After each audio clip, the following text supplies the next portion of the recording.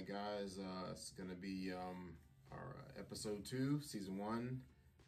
Today we're gonna talk about some front end tips, front springs, alignment, toe, caster, camber, just the basic stuff. So you got to have a general understanding about how these things work in order for you to tune your car to fit your driving style. So first things up, we're gonna talk about springs. So contrary to popular belief, and I believe the same thing when I first started, that a soft spring does not give you more steering. A hard spring gives you more steering. A soft spring will give you better initial bite into the turn, but then once the weight transfers, it pushes the rest of the way.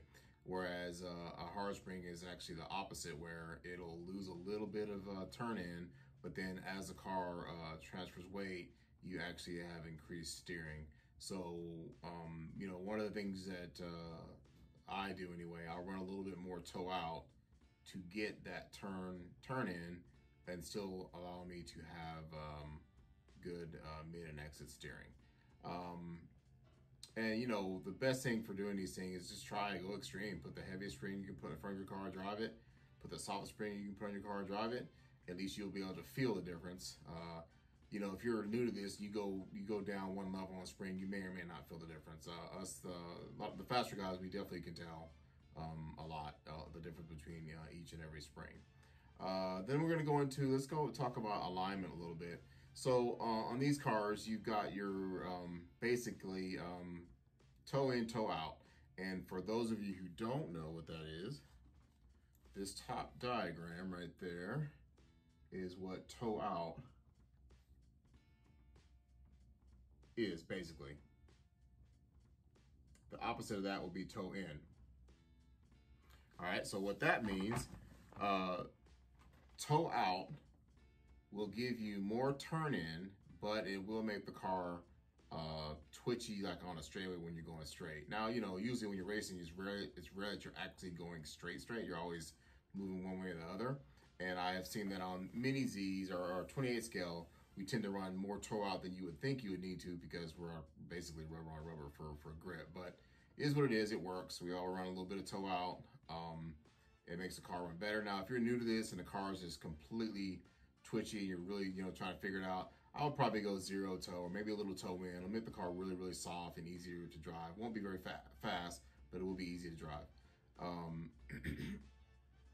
All right, so let's talk a little bit about caster. So caster, that's this diagram right here. This one right there.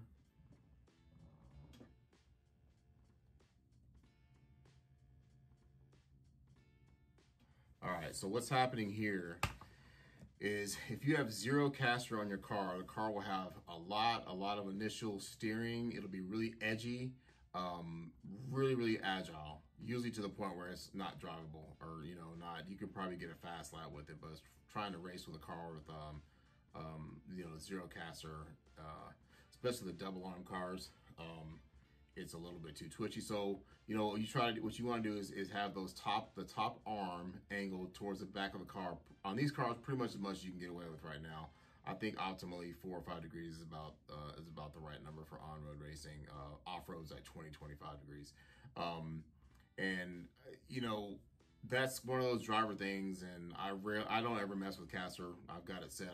There's too many other things that are easier to mess with to get what I want. But I do run my arms far back as I can, which is usually about 1 or 2 degrees on these cars. So it's not a lot of adjustment there. But if you got a car that's just edgy, you've tried everything else to it, then lay your arms back all the way, and then it'll probably help you drive a little cleaner. Okay, camber. So camber, for those of you who don't know what camber is, that's this one right there.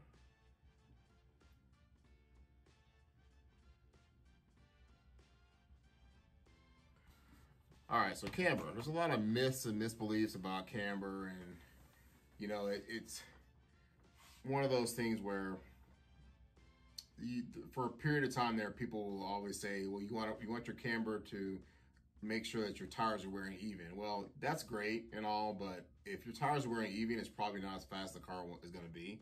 So I don't think I'd use that for a measuring tool for your camber. Basically, however the car feels. If it wears your tires out, it just wears them out.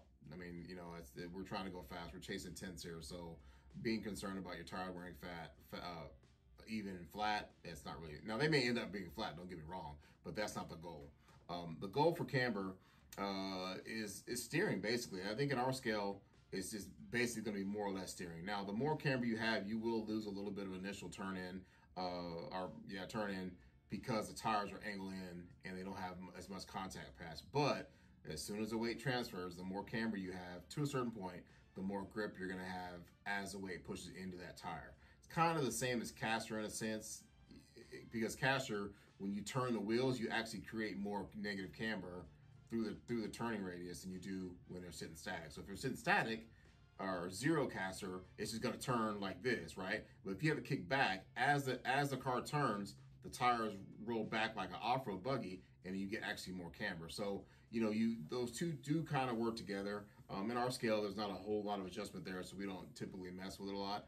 But you know, there's always little tricks. If a lot of these times when you see the pro guys racing and messing with the car, they're trying to find every little bit to make the car quicker and easier to drive and not traction roll. Basically, that's the game that we're playing most of the time. So you know, it's adjustment tool. I typically run 1 degree, and I don't really mess with it too much unless it's something extreme. But I like the caster. I chase other things rather than trying to chase 1, 2, or 3 degrees camber. I think 1 is pretty much standard on the GLRs, or pretty much everything. Pretty much 1 degree is about the way to go. Once you account for the slop that's in the system, then you don't really have to. The 1 degree becomes kind of zero in a fence because your wheel's gonna be wobbling around a little bit. So we're just trying to chase this slop at the end of the day. I think that's about it for this episode. I'll see if I can get a couple more in this week before I leave for Puerto Rico, and talk to you guys later. Thanks.